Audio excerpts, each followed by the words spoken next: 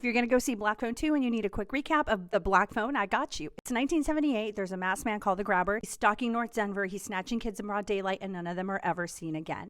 Finney and his little sister Gwen live in that same neighborhood with their not-so-great dad. Gwen has dreams about the Grabber's victims and tells Finney that the latest missing boy, Bruce, with whom he played baseball with, would be found, but not how they want. This is a gift that she inherited from their mom, a gift that caused her mom to take her own life and that her father does not want any mention of, to the point of beating it out of her. Finney's tough friend Robin, who stands up for him against the school bullies, disappears, leaving him to face the bullies on his own, and with the words, "You're going to have to stand up for yourself one of these days." After this, Finney becomes the Grabber's next victim. The Grabber takes him, and Finney wakes up in a locked, soundproof basement with only a disconnected black phone on the wall. But then the phone rings. At the other end are the voices of the Grabber's dead victims, calling one by one from beyond. One tells him to dig a tunnel. Another warns him the Grabber's waiting upstairs to punish him if he tries to escape. Another boy gives him the lock code to the front door, and every call gives Finney another clue, a way to survive or a piece of revenge, with the last call being from Robin, telling him that this is when he's going to have to stand up for himself and coaching him on what to do. Meanwhile, Gwen's psychic dreams lead her closer to the killer's house, and even Dad tries to help her by driving her around. The police question a man named Max, who's been researching the crimes, but ironically does not realize that his own brother is a Grabber and that Finney's trapped in their basement. He eventually discovers this, but before he could help Finney, he is taken out by the Grabber. When the Grabber finally attacks, Finney fights back using everything that he was taught. He trips a Grabber into a pit he dug, clocks him with a phone receiver, and takes him out by wrapping a cord around his neck and squeezing, while the victims' voices cheer him on and taunt the Grabber. Finney escapes, tossing a stake to distract the Grabber's dog, and then he steps out into the daylight right across the street from the house the police raided and found the bodies at. Gwen rushes to him, and Dad tearfully begs for him and Gwen to forgive him. The Grabber's finally gone, and Finn returns to school as a hero.